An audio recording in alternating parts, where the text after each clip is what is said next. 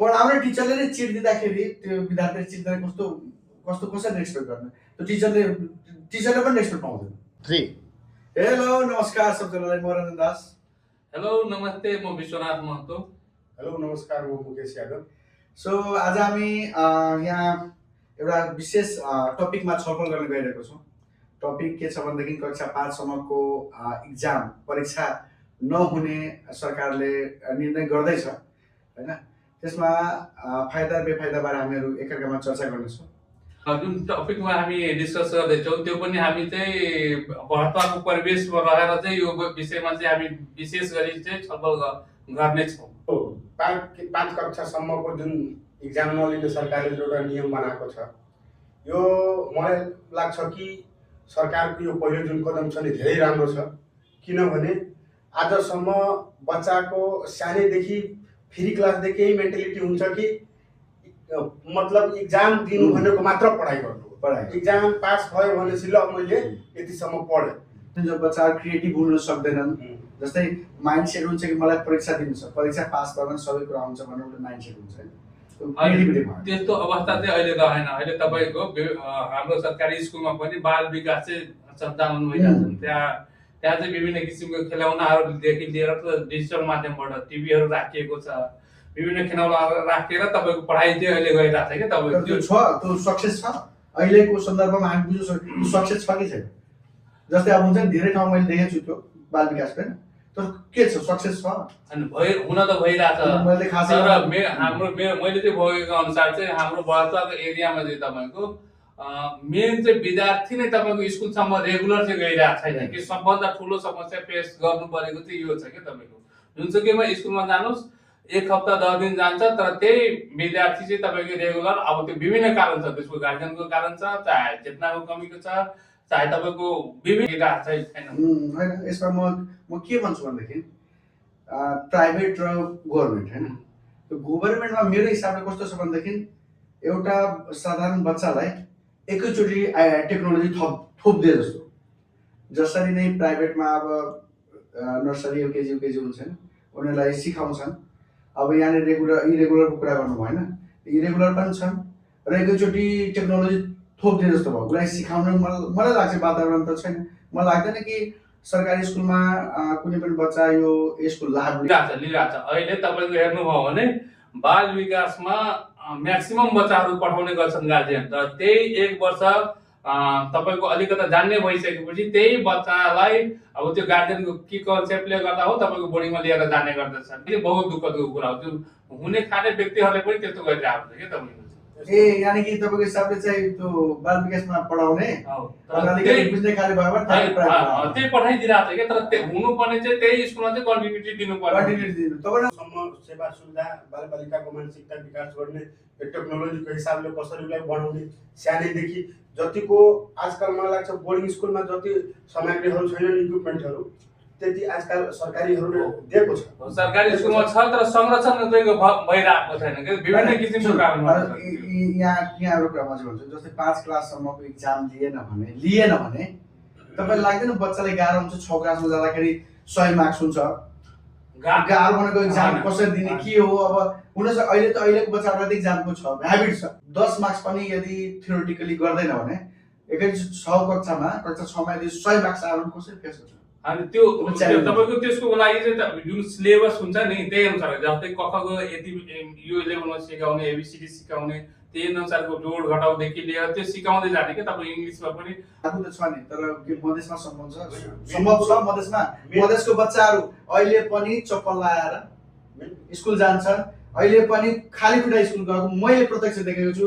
हाम्रै यति एउटा स्कुलमा जुन कि म कहिलेकाहीँ मिडियामा पनि प्रश्न गरिरहेको हुन्छु।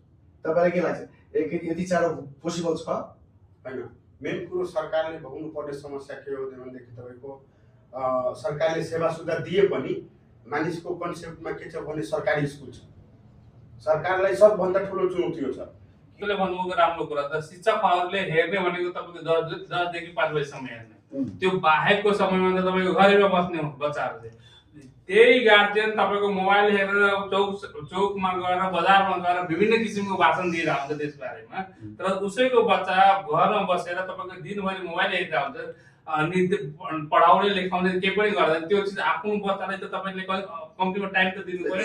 इक्जाम नलिँदा फाइदा के तपाईँ भन्नु खोज्नुभयो के से बच्चालाई मतलब इक्जाम नलिँदाखेरि तपाईँको हिसाब धेरै फाइदा छ? मेरो विचारमा त्यो फेजमा बच्चाको जुन ब्रेन हुन्छ नि त्यो डेभलपिङ फेजमा हुन्छ।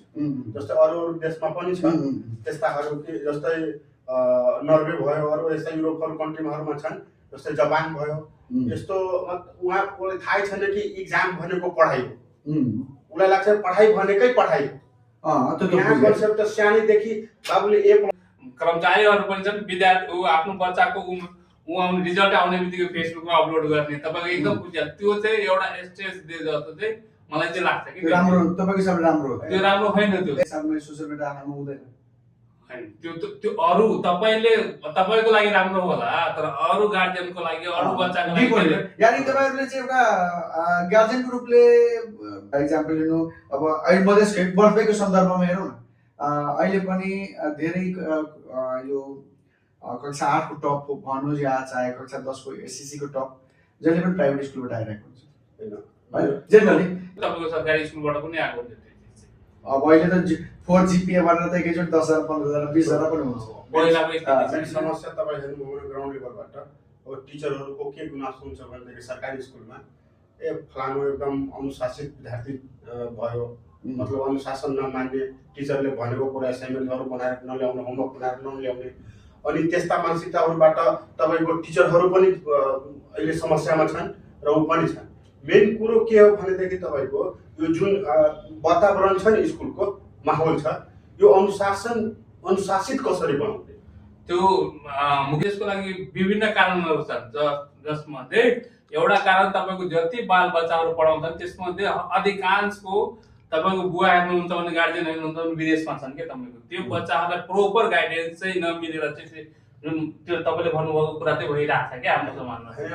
थपिदिइहाल्यो एउटा कुरा प्राय भिडियो हाम्रो यतातिर महोत्तरीतिरको पनि गौरतिर पनि यता रौतहटतिर पनि म भिडियोहरू हेर्छु जो टिचरै नै इङ्ग्लिस बोल्न सकिरहेको हुँदैन, इङ्ग्लिस त टाढा कुरा नेपाली नै राम्रो बोलिरहेको हुँदैन भने कसरी बच्चाहरू तपाईँको विभिन्न नाममा छ जस्तै अहिले स्वयंसेवक टिचरहरू छ, राहतहरू छन्, तपाईँको विभिन्न फुटबलहरू छन्। त्यो चिज आफ्नो राजनीतिक पहुँचको भरमा आफ्नो आसेपासेको भरमा पढे लेखेको छैन तै पनि त्यो भर्ना गरेको हिसाबले चाहिँ त्यस्तो समस्याहरू त्यसको लागि चाहिँ सरकारले तपाईँको स्वस्थ प्रतिस्पर्धाबाट ल्याएर लोकसेवाबाट ल्याएर गरायो भने अब फिनल्यान्ड नर्वे होइन अब इन्डियाको कुनै कुनै स्टेटहरू उनीहरू चाहिँ कक्षा 5 देखि 5 सम्म चाहे 8 सम्म चाहिँ एक्जाम नहुने व्यवस्था छ। उनीहरू डेभलप कन्ट्री, उनीहरूको बच्चा हरेक बच्चाको रेकर्डेड हुन्छ कसरी अगाडि बढिरहेको छ कसरी के गरिरहेको छ भने हाम्रो नेपालमा जुन लागू हुन गइरहेको छ त्यो पोसिबल। अब बच्चाको मानसिक क्षमता कति छ त्यो एउटा बुझ्ने टिचरहरूलाई पनि ट्रेनिङ दिनु पर्यो सरकारले। जस्तै उसलाई कसरी पढाउन सकिन्छ त्यो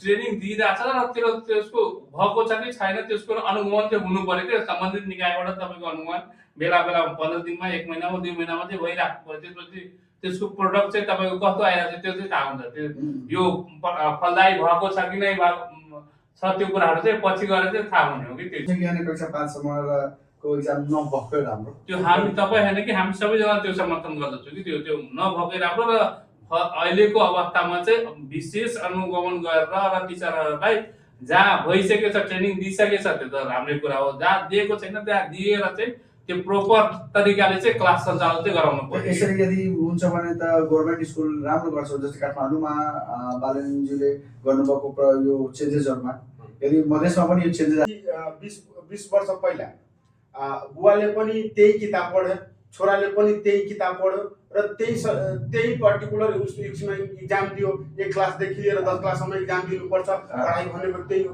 सबभन्दा पहिला यो गरेको छ नि मलाई एकदम असाध्यै खुसी लाग्यो। र तपाईँको उसको विद्यार्थीको बौद्धिक क्षमता कसरी नाप्ने के गर्ने त्यो ट्रेनिङ दिएर टिचरहरूलाई शैक्षिकमा लागू गर्यो भने पछिको दिनमा राम्रो रिजल्ट हेर्न सकिन्छ। जस्तो बर्तमानको एजुकेसन गभर्मेन्ट भर्सेस प्राइभेट होइन मेरो हिसाबले त जस्तै म गभर्नमेन्टलाई पनि रेस्पेक्ट गर्छु। जस्तै अब सीतापुर वान अफ द एक समयमा Sitapur one of the best school थियो। त्यहाँ एडमिसन लिनलाई मान्छेलाई पर्खिनु पर्थ्यो। भनौँ त त्यो अहिले गार्जियनको कस्तो मानसिकता छ भने सानको लागि पनि बोर्डिङमा पठाउने गर्दछन् मान्छेहरू। त्यो सरकारी स्कुल राम्रो हुँदा पनि मेरो गाउँमा चाहिँ मेरो स्ट्याटस देखाउनु छ भने पनि, चाहे सहरमा चाहिँ स्ट्याटस देखाउनु छ भने पनि तपाईँको उसमा बोर्डिङ स्कुलमा पठाइरहेको हुन्छ। अलिअलि गाह्रो काम हुन्छ यो कुराहरू, म बुझेँ तपाईँले भन्नु कुरो। तर मलाई गाह्रो किन लागेको छ, हिजो नै मैले एउटा हाम्रो छोटो जनताको 8 क्लासको इक्जाम भइरहेको छ नि, पछाडि झ्यालबाट 2-3 जना चिट पुऱ्याइरहेको थियो। अनि आजै गेटमा मैले फोटो पनि खिच्न भइरहेको थिएँ, गेटमा यतिकै पेपर च्यादर फालेको छ, जुन कि 8 क्लास। त्यो त नियमन गर्नुपर्ने सम्बन्धित निकाय एससीसी पनि होइन, एससीसीबाट हाम्रो आँखाले देखेको तपाईँको नगरपालिकाको शिक्षा शाखा छन्, जिल्लाको शिक्षा छन्, तपाईँ प्रदेश सबै थोकबाट त्यो आउनु पर्यो। त्यो नियम कन्ट्रोल गर्नु पर्यो नि, यानी प्रोसेस छ हो तर कडाइ छैन, इम्प्लिमेन्ट छैन, भिजिट छैन। अहिले पनि अब एसएलसी आउने भएको छ नि, एसएससी हामीले त्यो बेला एसएलसी दिएको छौँ। अब हेर्नु कति गार्जियनहरू टेन्सन नहोला, मेरो छोरालाई चिट कसरी जान्छ, पेपरमा कसरी सोच्नु त। जस्तै एउटा टिचरले एउटा स्टुडेन्टलाई पढायो, सालभरि पढायो होइन, 2 साल 10 साल पढायो, पढाउने टिचरले नै चिट दिँदाखेरि त्यो विद्यार्थीले चिट दिँदा कसरी रेस्पेक्ट गर्ने? त्यो टिचरले पनि रेस्पेक्ट पाउँदैन। यी शब्द हमरा चिट गराइले रहेको। अब त चाहिँ छैन, पहिला त यस्तो पनि सिस्टम थियो स्कुलहरूमा। अब जस्तै पैसा उठाउने विद्यार्थीहरूसँग 1500 2000 कलेक्सन गर्ने चिटिङको लागि, चिटिङको लागि पुरै तातो फ्लेप दिने त्यहाँ लेख्नलाई यस्तो पनि थियो। ठिक छ। अब यो कुरा सँगसँगै हामीले कक्षा 5 को एक्जाम नभएको भए, कक्षा 5 सम्म नभएको भए विद्यार्थीले लाभ पाउँछ, स्ट्रेस फ्री हुन्छ, क्रिएटिभिटी हुन्छ भन्दै होइन हामी बुझ्छौँ यो कुरालाई। धन्यवाद। आउँदैछु ब्रेक पछि। धन्यवाद। Oh my God.